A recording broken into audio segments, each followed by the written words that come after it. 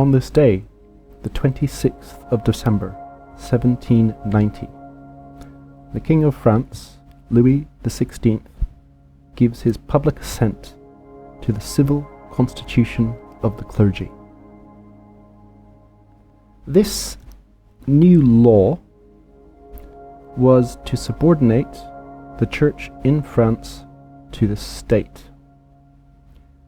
It would end monastic orders and monastic vows. It would regulate dioceses to be more uniform and correspond with civil administration districts, so the new département. The state was going to be above any foreign power, and that meant the papacy. Priests and bishops were to be elected by the congregations, and all members of the church, all the clergy, would have to swear an oath of allegiance to the state. This is why it was called the French Revolution.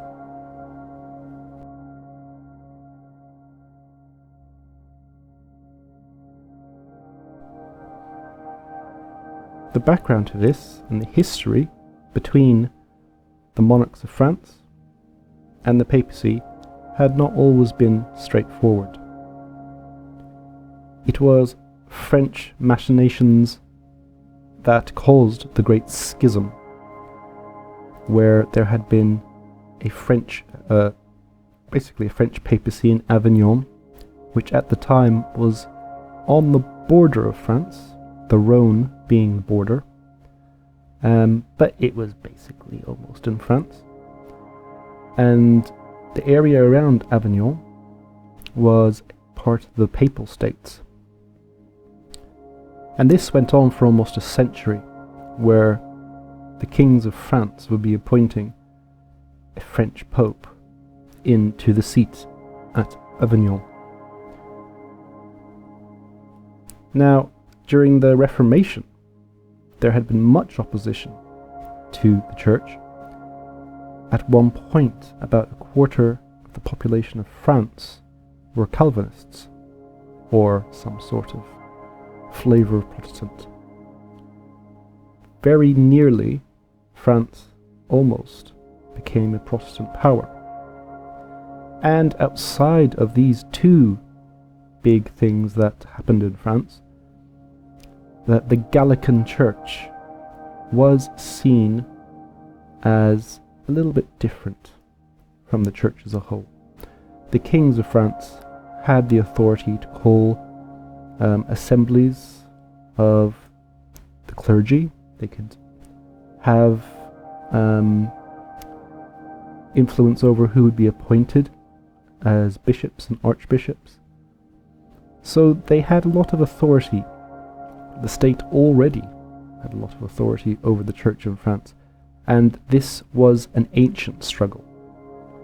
So when the French Revolution happened, and the anti-clerical element within the revolutionaries came out, in many ways it was a continuation of the struggle between the French state and the papacy. In 1789, the Assembly, National Assembly, abolished tithes, which was a very large income for the church. It must have been quite good for the poorest amongst people in France. But that was, in many ways, revolutionary, but that was followed by the confiscation of church property. This wouldn't have been churches and monasteries, it would have been lands that they rented out or had people farm for them, income-making lands. Or they would have rented it out in the city, perhaps as places to live or businesses. So they basically nationalized most of the church land. About 10% of France was owned by the church at this point. So that was a lot of land. 1790, monastic vows, or monastic orders, were dissolved and monastic vows were prohibited.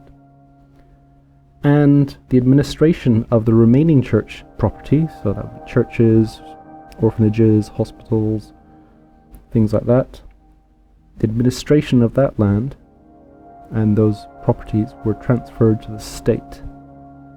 So again, quite radical for the time. This was almost Henry VIII sort of radical.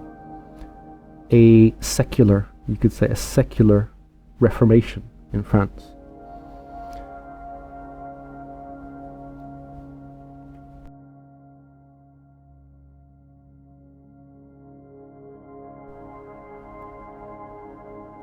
The civil constitution of the clergy was passed by the National Assembly in the summer of 1790. For much of the year, Louis XVI had been delaying any assent to this act. He wrote to the Pope asking for his advice, and the Pope was not willing to budge an inch. Louis wrote back again, telling him that they were not going to back down, that it would be within his interests to accept a few of the points, so perhaps something to do with the land being under the control of the state, something like that, but in exchange for not dissolving the monasteries and banning vows, that sort of thing. But instead the Pope just refused anything, and for a while he didn't say much, didn't give official policy to any bishop. So about 50% of French clergy decided to take the oath, and that was the oath to the state, oath of fealty. About half of them held off, and out of the bishops it was a lot less. There was only about 7 bishops that took the oath.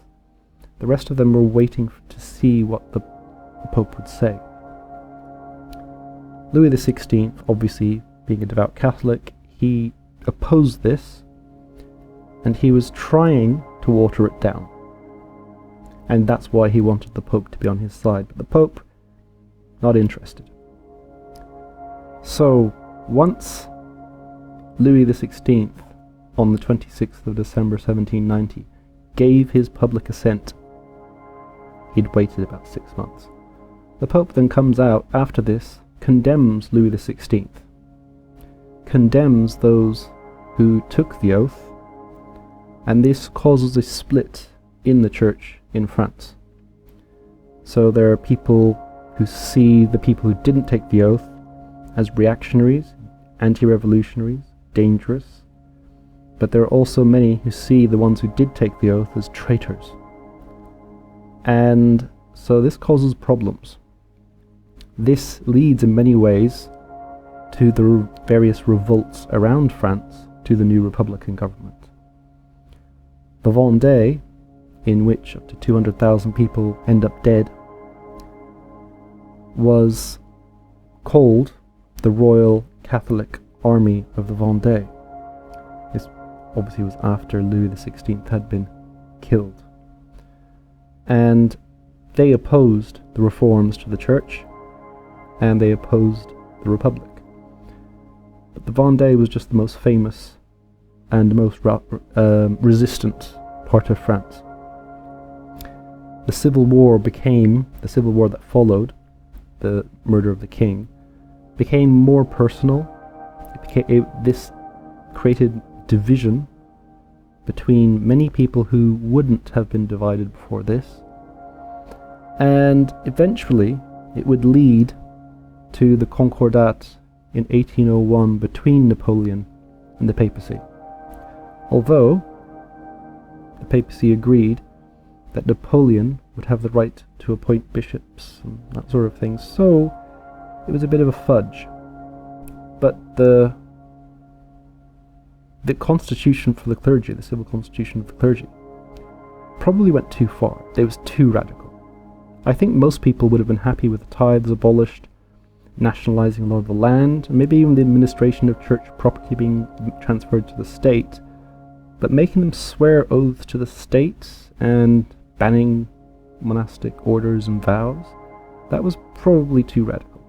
They could have got away with the rest. That would have been supported.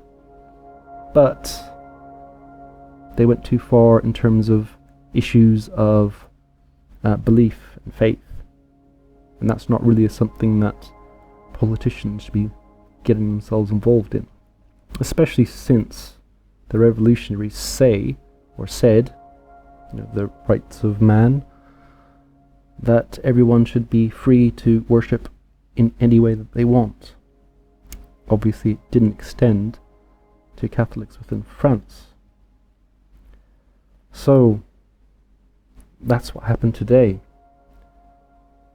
King of France gives his public assent to the civil constitution of the clergy. If you like these videos, come back tomorrow for more. Subscribe, comment, and like.